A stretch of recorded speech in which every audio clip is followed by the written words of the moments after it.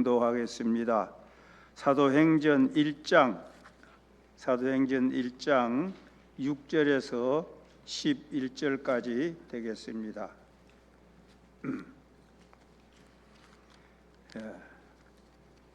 우리 스크린 보시고 이제 6절 제가 봉독합니다. 그들이 모였을 때에 예수께 여쭈어 이르되 주께서 이스라엘 나라를 회복하심이 이때니까 하니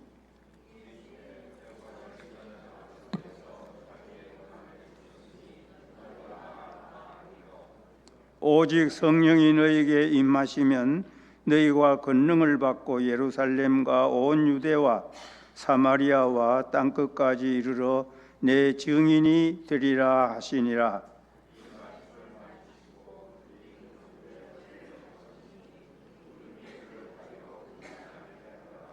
올라가실 때에 제자들이 자세히 하늘을 쳐다보고 있는데 흰옷 입은 두 사람이 그들 곁에 서서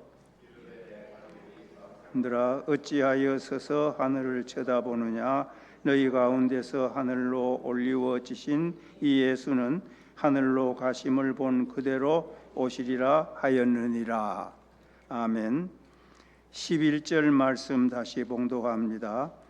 이르되 갈릴리 사람들아 어찌하여 서서 하늘을 쳐다보느냐 너희 가운데서 하늘로 올리워지신 이 예수는 하늘로 가심을 본 그대로 오시리라 하였느니라. 여기 하늘로 올려지신 예수는 하늘로 가심을 본 그대로 오시리라. 승천과 재림, 예수님의 승천과 재림을 11절 말씀이 하고 있습니다. 그래서 오늘은 예수님의 승천과 재림 이러한 제목으로 부활 후에 첫 주일 되는 이날 하나님 주시는 은혜를 같이 받고자 합니다. 우리가 지난 주일에 부활 주일로 지키면서 부활의 소중함을 다시 한번 깨닫고 하나님 앞에 감사했습니다. 그러면 예수님께서 부활하신 후 남은 그 행적은 어떠하였는가 하는 것입니다. 예수님께서 부활하신 후에 오늘 말씀을 보니 승천을 하셨습니다. 하늘로 올라가셨습니다. 또 하나는 하늘로 올라가신 그대로 앞으로 재림하신다, 다시 오신다, 이렇게 기록을 하고 있습니다.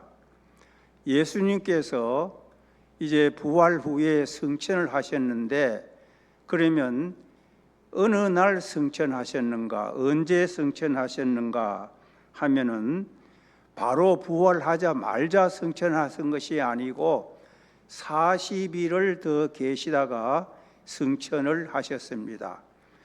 오늘 읽은 사도행전 1장인데 3절에 보면은 이런 말씀이 있습니다. 그가 고난 받으신 후에 또한 그들에게 확실한 많은 증거로 친히 살아 계심을 나타내사 40일 동안 그들에게 보이시며 하나님 나라의 일을 말씀하시니라. 40일 동안 계시다가 하늘로 올라가셨습니다. 왜 40일을 계셨을까요? 40일 동안 무엇을 하셨을까요? 그것은 40일 동안 먼저 제자들과 또 예수님을 따르던 갈릴리의 많은 그 여인들에게 여러 번 나타내 보이셨습니다. 40일 동안 나타내시면서 하신 일이 무엇입니까? 먼저는 그 제자들과 많은 여인들에게 위로를 말씀하시고 또 평안을 말씀하셨습니다. 예를 들면은 예수님 부활하시던 날 오후에 열 제자 도마 없는 가룟 유다는 죽었고 열 제자들이 다락방에 모여 있는데 예수님께서 문 여는 소리도 없었는데 거기 나타나셨습니다. 나타나셔서 너에게 평강이 있을지어다 이렇게 말씀을 하셨습니다. 그로부터 일주일 후 8회만 바로 오늘 주일과 같은 날인데 다시 이번에는 도마도 있는 11 제자가 모여 있는데 또 나타나셔서 너에게 평강이 있을지어다 이런 말씀을 하셨습니다. 이것은 제자들이 예수님 부활하신 주님을 잠시 만나긴 했지만은 아직도 겁나고 아직도 확신이 없고 그래서 마음의 근심과 복잡한 여러 가지 어려운 마음을 가지고 있었습니다. 그래서 예수님은 이 제자들을 위로하고 또 마음의 평안을 주어야 되겠다. 그렇게 해서 제자들에게 여러 번 나타나셔서 위로와 평강을 말씀해 주셨습니다.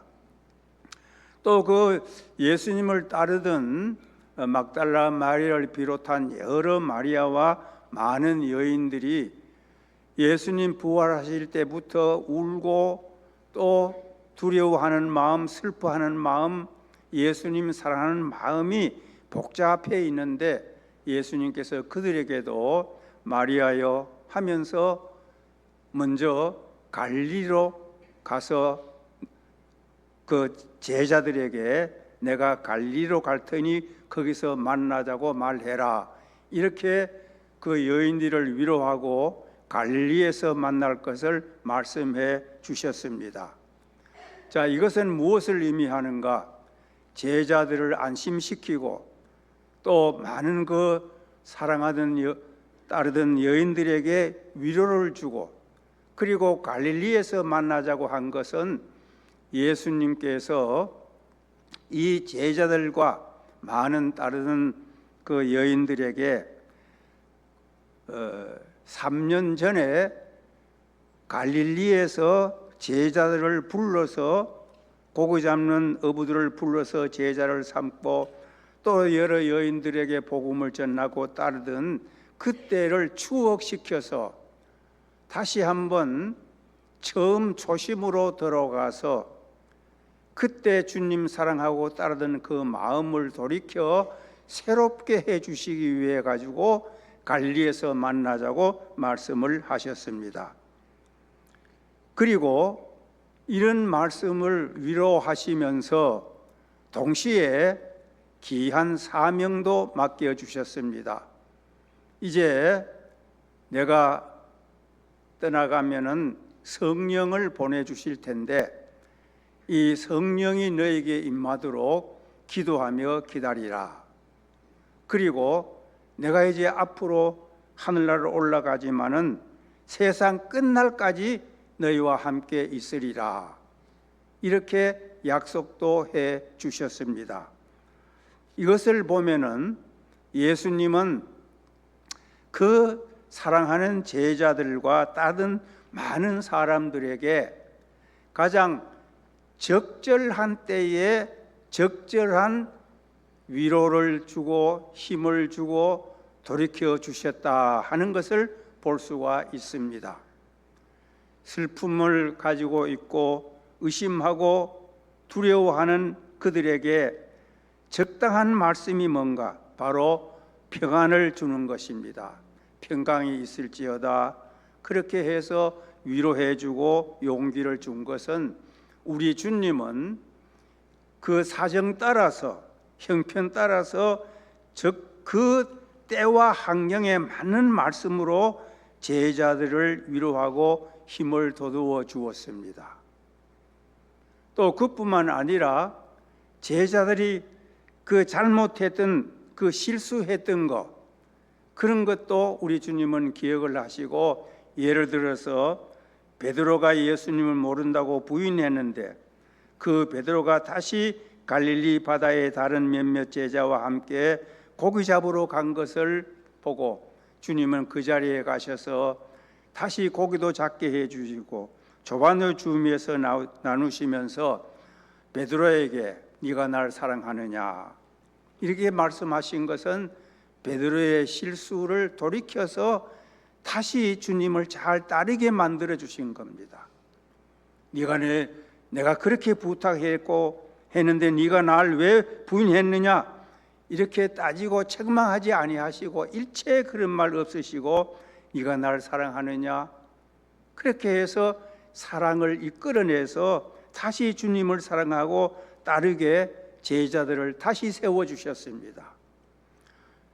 예수님 부활하시는 그날 이름 없는 두 제자, 하나의 이름은 글로바라고 나와 있는데 이들도 예수님을 잘 따르던 12제자는 아니지만은 따르던 제자인데 두 사람이 엠마오 시골로 내려갔습니다.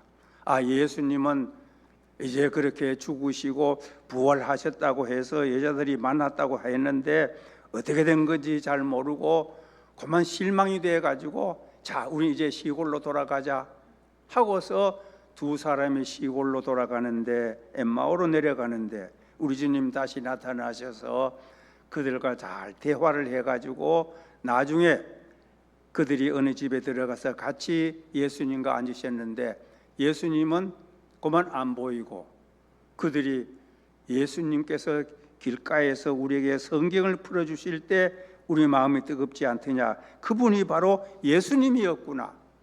그래서 그들이 깨닫고 다시 예루살렘으로 돌아가서 제자들 모인 자리에서 우리가 부활하신 예수님을 만났다. 이렇게 예수님께서 다시 세상으로 돌아가려고 하는 두 제자를 돌이켜서 주님을 다시 섬기는 길로 그들을 다시 세워주시는 일을 하셨습니다. 이렇게 하신 것이 한 40일 걸리신 거예요.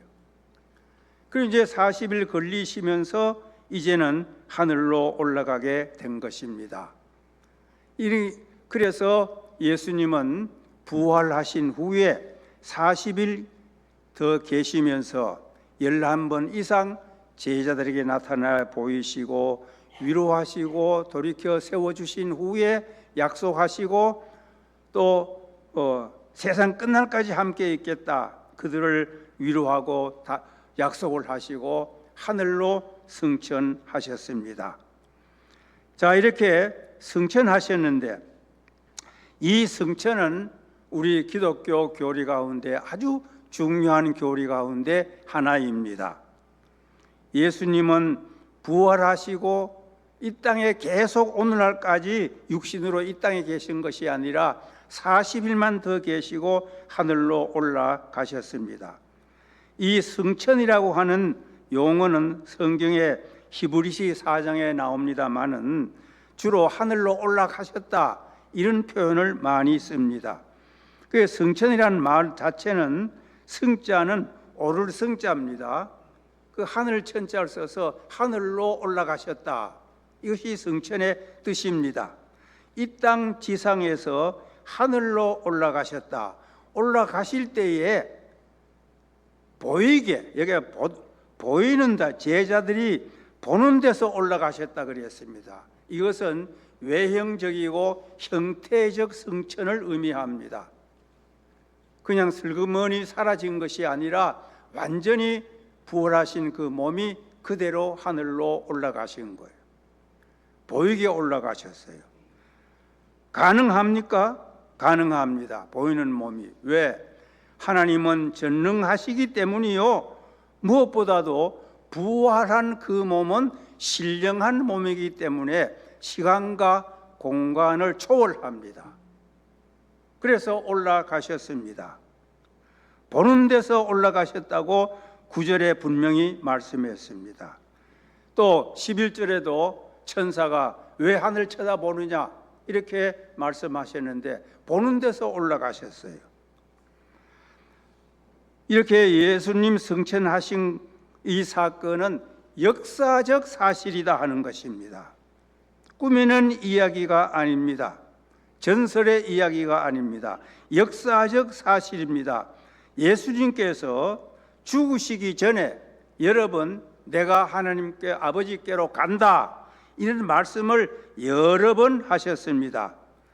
그 가운데 하나 요한복음 16장 28절에 보면 예수님께서 이렇게 미리 말씀하셨습니다. 내가 아버지에게서 나와 세상에 왔고 다시 세상을 떠나 아버지에게로 가노라 이렇게 말씀하셨어요. 그러니까 예수님이 스스로 앞으로 내가 아버지께로 간다 이런 말씀을 많이 하셨습니다.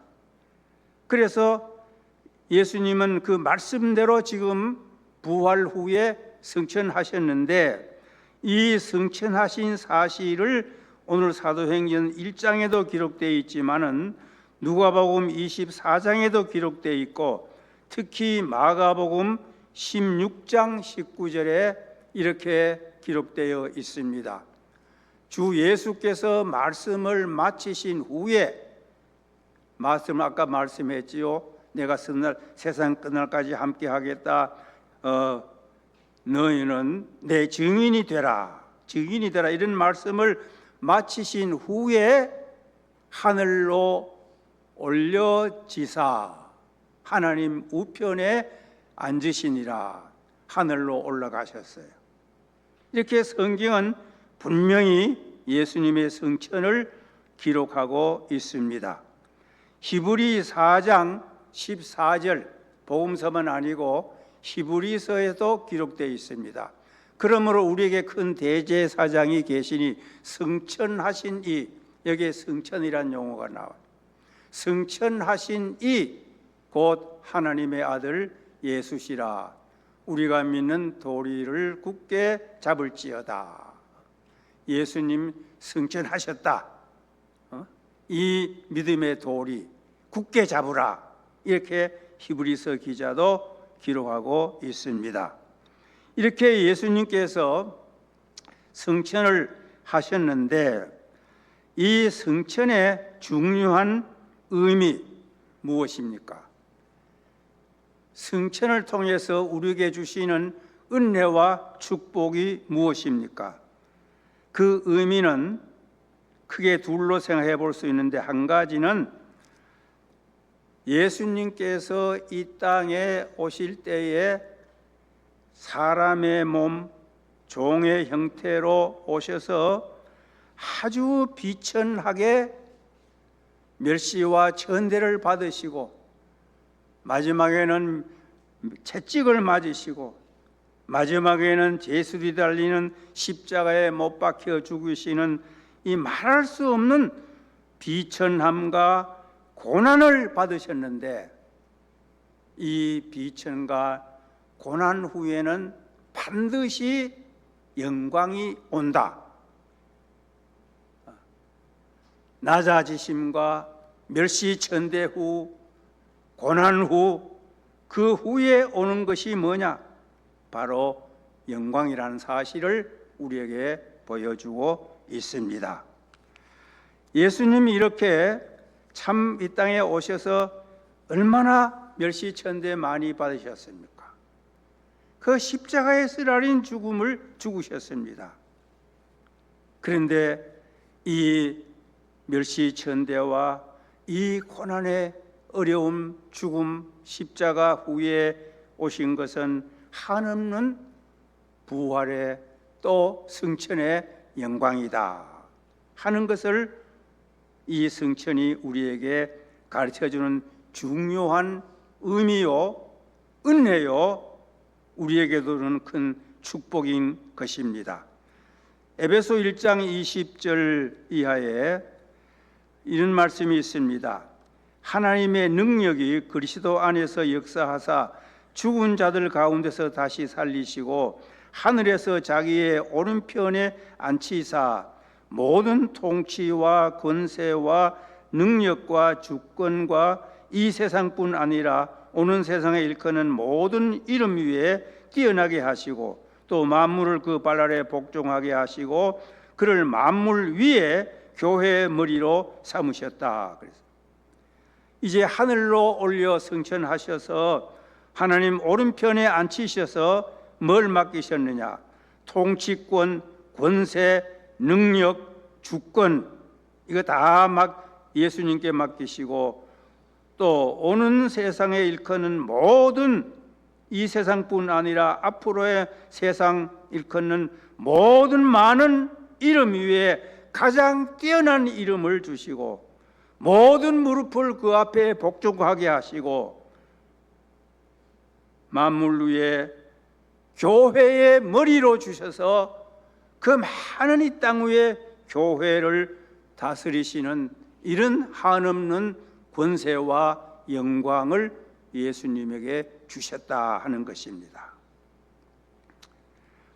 오늘 우리들도 이 땅 위에 주님을 믿으면서, 주님을 믿기 때문에 성도 여러분, 때로 멸시를 받기도 하고, 때로 할 말을 못하고 참기도 하고, 때로는 많은 고난을 겪으면서 남몰래 울기도 하고, 어떤 때는 핍박을 받기도 하고, 이렇게 사는 경우가 많이 있습니다. 우리가 이런 고난을 겪는 것은 아무 의미가 없는 것이 아닙니다. 이 모든 고난 후에는 반드시 하나님께서 우리에게 주실 한없는 축복과 영광이 기다리고 있습니다. 세상 사람들이 흔히 그런 말을 합니다. 고진감래, 고생이 끝나면은 참 감래, 그 달콤한 좋은 일이 많이 온다. 고생 후에는 낙이 온다. 이렇게들 말합니다. 그러나 예외가 있지요. 고생 많이 했는데 그 낙을 보지 못하고, 고진 감래를 보지 못하고 일찍 돌아가시는 분들도 있고, 또 사고로, 질병으로 잘못된 분들도 많이 있는 예외가 있습니다. 그래서 흔히 그런 말 하지요. 그렇게 고생 많이 하고 이제 좀 살만 했는데 그만 세상을 떠났다. 이런 말들을 우리 주위에 많이 듣고 보기도 합니다. 그래서 고진감래가 100% 세상에 맞는 건 아니고 예외가 있습니다. 그러나 우리 예수 믿는 사람들의 고난과 고통과 이 어려운 환난은 예외가 없습니다. 반드시 앞으로 영광, 축복이 기다리고 있습니다. 이것을 믿으셔야 됩니다. 우리 흔히 이제 그 장례식 때나 또 소망 때 부르는 찬송 가운데 고생과 수고가 다 지난 후 광명한 천국에 편히쉴 때 주님을 모시고 나 살리니 영원히 빛나는 영광일세. 영광일세, 영광일세, 내가 누릴 영광일세. 은혜로 주 얼굴 배옵나니 지극한 영광, 내 영광일세. 고생과 수고 이 땅에서 다 지나간 후 하나님 앞에 설 때 한없는 영광 우리에게 하나님께서 주실 줄로 믿습니다. 이 성취는 우리에게 이런 귀한 의미가 있습니다. 자, 그 다음에 이 성천에 또 귀한 의미 또 한 가지, 이 은혜와 축복의 의미는 천국이 있음을 확실히 보여주는 것입니다. 천국이 있다, 천당이 있다. 천당을 가보지도 않았는데 천당이 있다고 어떻게 믿느냐, 이런 말들을 많이 합니다. 꼭 보는 것만 다 믿는 것이 아니라 주님 말씀하신 대로 보지 못하고 믿는 자가 복이 있다 했는데 우리는 다 천국을 믿지요. 그런데 못 믿겠다 그런 사람 많이 있습니다. 그런데 보십시오. 예수님이 부활하셔서 하늘로 올라가셨다 그랬습니다. 그럼 하늘로 올라가신 예수님이 어디로 다 사라지고 없습니까? 하늘로 올라가셨다는 말은 이 보이는 우주 공간이 아니라 천국에 가셨다는 의미를 말합니다. 성경은 하늘과 천국 같은 의미로 사용합니다. 특히 마태복음에는 하늘나라, 하나님 나라 아니고 하늘나라 이 말을 많이 썼어요. 왜냐하면 유대인들은 여호와 이름을 망령되이 읽지 말라 했기 때문에 여호와 이름, 하나님 이름을 잘 사용 안 하고 그 대신에 하늘이라는 용어를 많이 썼습니다. 그래서 오늘 말씀에도 오늘 본문 말씀에도 9절과 11절에 예수님이 다 하늘로 가셨다 그랬어요. 그 하늘로 올라가셨는데 그 하늘로 올라가셨다는 말은 사라진 것이 아니라 천국으로 가셨다는 의미를 말합니다. 그래서 천국 올라가서 하나님 보좌 우편에 지금도 앉아 계십니다. 영적으로는 우리 가운데 지금 이 자리도 계십니다마는 예수님의 그 몸이 하늘 보좌 우편에 앉아 계신다, 그렇게 말씀하고 있습니다. 자, 하늘이 천국이다. 이 말씀은 우리 성경에 많이 나옵니다. 바울이 쓴 편지 바울 서신에도 많이 나오는데, 예를 들면은 고린도 후서 5장 1절에 땅에 있는 장막집이 무너지면 하늘에 있는 영원한 집으로 간다, 이런 말씀이 있습니다. 그러면은 하늘에 있는 영원한 집, 이 말은 하늘 천당에 있는 천국집을 말하는 거예요. 또 빌립보 3장 20절에 보면은 우리의 시민권은 하늘에 있다 그랬어요. 하늘에 있다는 말이 뭡니까? 시민권은 나라가 있어야 되잖아요. 그러면 하늘의 시민권이 하늘에 있다. 그 하늘은 천국을 말해요. 우리의 시민권은 천국이고 우리는 천국 백성이다. 그래서 하늘을 천국으로 말합니다. 특별히 사도 바울은 고린도 후서 12장 2절에 셋째 하늘에 올라갔다 왔다 그랬어요. 셋째 하늘, 삼층천을 말합니다. 그러면 이 셋째 하늘을 혹설, 어떤 해석은 이렇게 말합니다. 첫째 하늘은 구름이 있는 운천이고, 둘째 하늘은 별이 있는 성천이고, 셋째 하늘은 하나님이 계시는 천당이다, 이렇게 해석을 하기도 하는데, 그 해석이 꼭 뭐 100% 맞다고는 할 수 없지만은 일리 있는 해석입니다. 어쨌든 그 해석이 맞느냐 안 맞느냐는 그만두고라도 하늘로 올라갔다, 셋째 하늘 봤다 하는 것은 그 하늘은 바로 천당을 의미하는 것만은 확실하고, 그것은 동시에 막연한 것이 아니라 장소가 있는 천당 하늘이다, 이렇게 보는 것입니다. 그래서 예수님이 하늘로 올라가셨다고 하는 것은 천당에 있기 때문에 하늘로 올라가셔서 하나님 보좌 우편에 앉아 계시는 거예요. 하나님 보좌 우편에 앉아 계셔서 우리를 위해서 지금도 간구하신다, 기도하신다고 로마서 8장 34절에 말씀하고 있어요. 그러니까 성천은 우리에게 천국이 있음을 확실히 증거해주고 보여주고 있습니다. 그 바울이 고린도 후서 12장에 셋째 하늘에 올라갔다 말하고 그 밑에 4절에 보면 낙원이라는 말을 말했어요. 그 낙원도 천국을 말해요.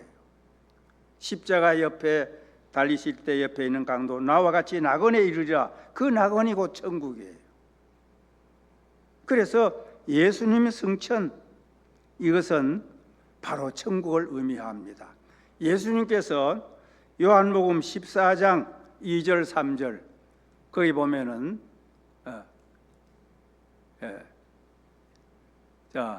내 아버지 집에 거할 곳이 많도다.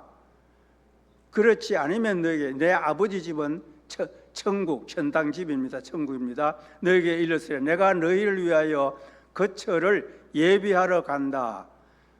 거처가 뭡니까? 천국, 천당집 예비하러 간다. 우리가 천국에 갈 천당집을 준비하러 간다. 3절에 이제 거처 준비하고 다시 와서 너희를 내 있는 대로 데려간다. 가서 너희를 위하여 거처를 예비하면 내가 다시 와서 너희를 내게 영접하여 나 있는 곳에 너희도 있게 하리라. 와서 다시 이제 재림해서 다시 우리를 데리고 가서 천국에 나 있는 곳 천당에 우리도 같이 있게 하겠다. 그러니까 예수님 하늘로 승천했다는 것은 천국이 있음을 분명히 보여주는 것입니다. 그러므로 거기서 이제 우리가 영생 영광을 누립니다. 그러므로 우리는 예수님이 승천하셨다, 이 사실을 확실히 의심 없이 믿어야 됩니다. 그 믿음 속에 고난 후에는 영광이 있고 천국은 틀림없이 있다, 이런 믿음이 승천 믿음에 포함되는 것입니다. 이 믿음 모두 가지시기를 간절히 축원합니다. 그 다음에 이제 재림을 생각해 봅시다. 재림, 이제 올라가심을 본 그대로 오시리라 했으니까 재림입니다. 재림은 다시 이제 두 번째 자 쓰니까 두 번 오신다 그랬으니까 재림이란 말 안에는 초림이 전제됩니다. 초림은 예수님의 탄생을 의미합니다. 예수님이 처음 탄생해서 이 땅에 오셨습니다. 이제 성천에 가셔서 앞으로 다시 오시니까 재림이다 하는 것입니다. 이 성천까지는 과거로 다 지나갔습니다. 남아있는 재림은 남아있는 겁니다. 예수님의 생애 가운데 동정녀 탄생, 초림 오셨지요. 십자가 죽으심, 부활 다 이루셨지요. 승천도 하셨지요. 다 이룬 것입니다. 남아있는 것만 재림입니다. 그래서 재림은 앞으로 오실 일입니다. 언제? 세상 끝날 때에 오십니다. 그래서 예수님 재림하실 때에도 여기 오늘 읽은 사도행전 본문에 올라가심을 본 그대로 오시리라 했기 때문에 보는 데서 구름 타고 올라가셨기 때문에 재림하실 때도 구름 타고 모든 사람이 볼 수 있게 오십니다. 요한계시록 1장 7절 말씀, 볼지어다 그가 구름을 타고 오시리라. 각 사람의 눈이 그를 보겠고 모든 사람이 본다 그랬어요. 그를 찌른 자들도 볼 것이요 땅에 있는 모든 족속이 그로 말미암아 애곡하리니 그러하리라. 애곡한다는 사람들은 심판받아 이제 애곡 슬퍼하는 것입니다. 자, 이렇게 예수님께서 세상 끝에 다시 오십니다. 분명히 다시 오십니다. 예수님이 친히 말씀도 하셨고 여러 번 말씀하셨고 우리 성경에 예수님 재림을 많이 기록하고 있습니다.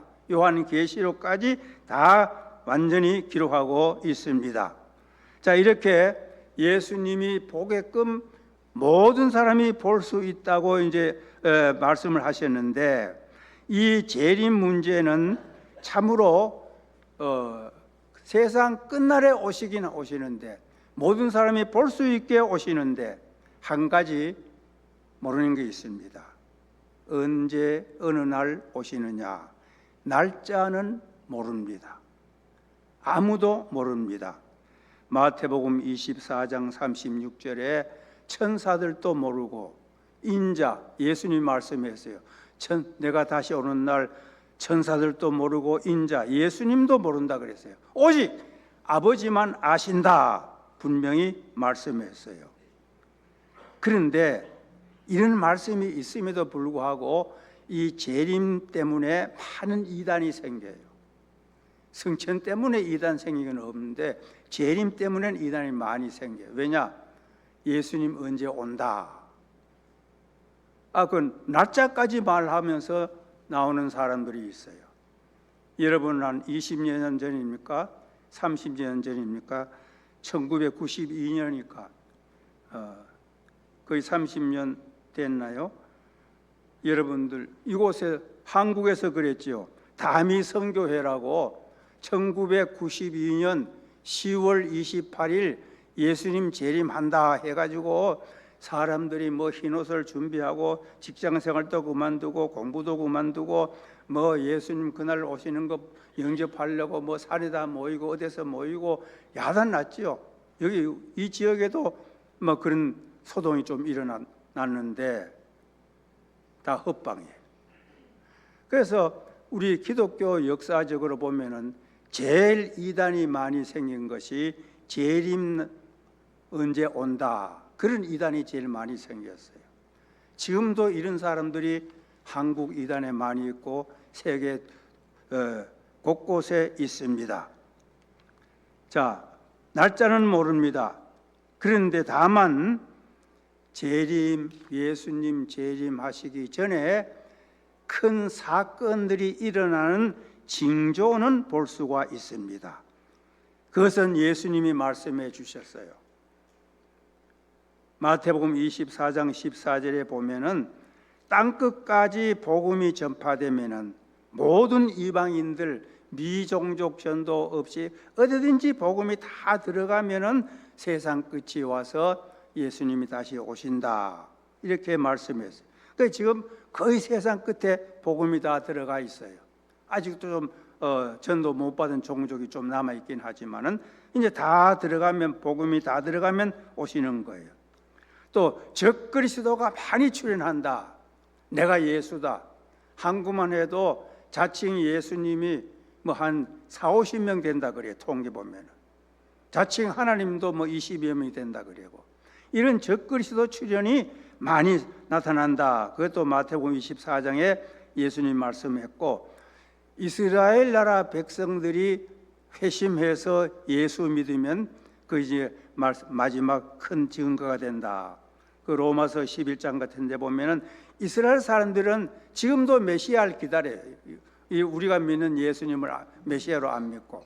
그런데 이미 오신 이 예수님을 메시아로 믿는 일이 이스라엘 백성들에게 일어날 것이라. 그러면 이 주님이 오신다, 이렇게 말씀했어요. 또 노아 때와 같다, 이렇게 말씀했어요. 이런 징조들이 우리 앞에 점점 많이 나타납니다. 그러므로 주님의 재림은 한층 더 우리 앞에 가까이 온 것만은 사실입니다. 그럼 왜 주님이 다시 오시는가? 재림의 목적은 두 가지. 이 세상을 심판하기 위해서 오십니다.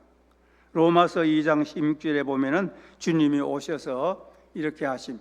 나의 복음에 이른 바와 같이 하나님이 예수 그리스도 말미암아 사람들의 운명한 것을 심판하시는 그날이라. 여기에 심판하시는 그날이 뭔 날이냐? 재림하는 날입니다.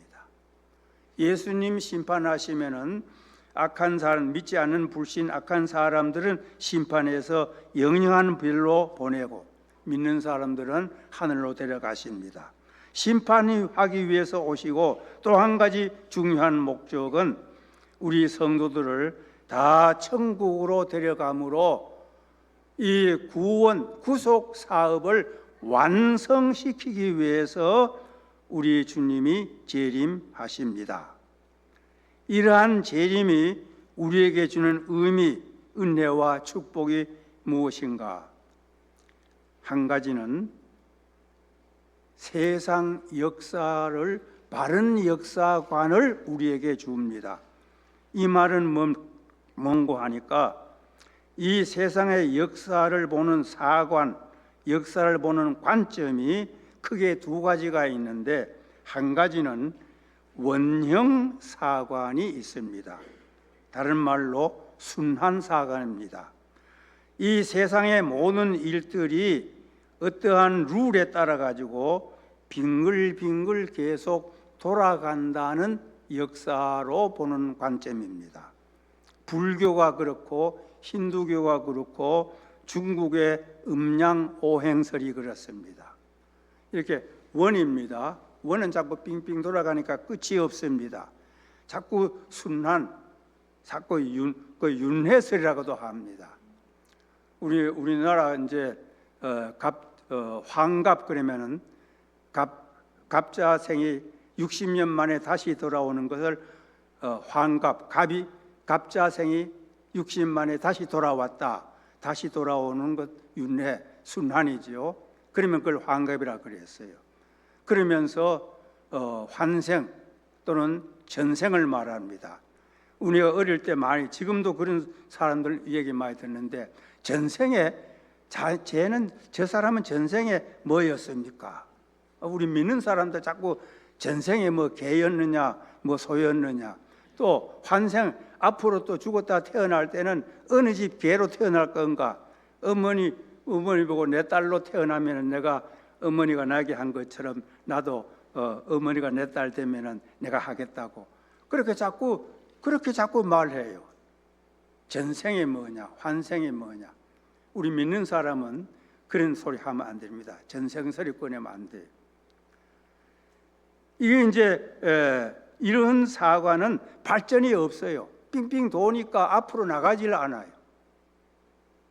이러한 사관이 하나 있는데 이 잘못된 사관이고, 이제 또 한 가지 사관이 있습니다. 그것은 직선 사관입니다. 똑바로 앞으로 나가는 직선 사관. 이걸 전진 사관이라고도 합니다. 이것은 미래의 목표를 향해서 계속 앞으로 전진해 나가는 사관입니다. 이것이 바로 기독교의 사관이고 성경이 말하는 사관이고 재림이 말하는 사관입니다. 무엇입니까? 이 세상 창세기 1장 1절에 천지가 창조됐다. 창조된 후로 역사는 계속 앞으로 나갑니다. 타락을 했다. 타락했는데 타락한 사람을 구원하기 위해서 구속이 계속된다. 계속되다가 예수님이 재림하면은 세상은 종말되고 새로운 세상, 새 하늘과 새 땅에 영원한 삶이 시작된다. 이것이 직선 사관이에요. 그래서 예수님의 재림은 우리에게 바른 역사관을 보여주는 일입니다. 아침이 있으면 저녁이 있고, 또 첫 달이 있으면은 1년의 마지막 달이 있듯이 시작이 있으면 끝이 있고, 이 우주 만물의 시작이 있으면 반드시 우주 만물의 끝이 오는 겁니다. 그때가 언제냐? 예수님 재림할 때입니다. 온 우주가 다 불타버리고 심판받고 새로운 새하늘 새 땅이 시작되는 겁니다. 그래서 이 직선사관은 발전이 있는 거예요. 앞을 향해서 자꾸 뭔가 해보려고 노력하니까, 그래서 기독교 복음이 들어간 나라는 경제가 발전하고 과학이 발전한 것입니다.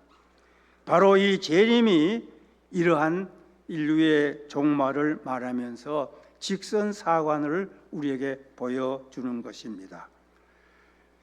그러므로 오늘 우리는 예수님의 재림에 대한 신앙을 또한 확실히 가져야 됩니다. 언제 주님이 재림하실지 모르기 때문에 우리는 깨어서 준비할 뿐만 아니라 재림을 사모해야 되고 또 소망하고 기다려야 됩니다. 오늘 우리 찬양대에서 주님 다시 올 때까지 이 참 좋은 복음송 우리가 많이 불렀는데 오늘 불러서 얼마나 좋은지 모릅니다. 우리는 주님 다시 오실 때까지 열심히 섬기고 일하고 사명 감당하고 깨어서 준비하다가 주님 다시 오실 때 요한계시록 22장 20절에 말씀한 대로 이것들을 증언하신 이가 이르시되 내가 진실로 속히 오리라 하시거늘 아멘 주 예수여 오시옵소서. 창세기 1장 1절에서 요한계시록 마지막 절 21절은 인사고 마지막 22장 20절 아멘 주 예수여 오시옵소서. 이래서 이 세상이 다 끝나고 새로운 신천신지 새하늘 새 땅에서 영생복락 우리가 누리게 되는 것입니다. 아멘 주 예수여 오시옵소서. 바로 헬라말로 마라나타입니다. 마라나타 아멘 주 예수여 오시옵소서. 이 믿음 가지고 주님 오실 날을 고대하면서 맞이할 준비하시는 우리 여러분 성도들 되시기를 주님 이름으로 축원합니다. 기도하겠습니다. 우리 주님, 우리 위하여 죽으시고 부활하시고 승천하셨다가 세상 끝날 다시 온다는 이 귀한 복음을 우리에게 주신 것 감사하옵나이다. 아버지 하나님, 우리가 이 땅에 고통스럽게 살지만은 주님 다시 오시는 날 영광 중에 주님을 맞이하여 영원한 천국에서 영생복락 누리게 될 줄로 확실히 믿습니다. 모두가 깨어 준비해서 주님 맞게 하여 주시옵소서. 예수님 이름으로 기도하옵나이다. 아멘.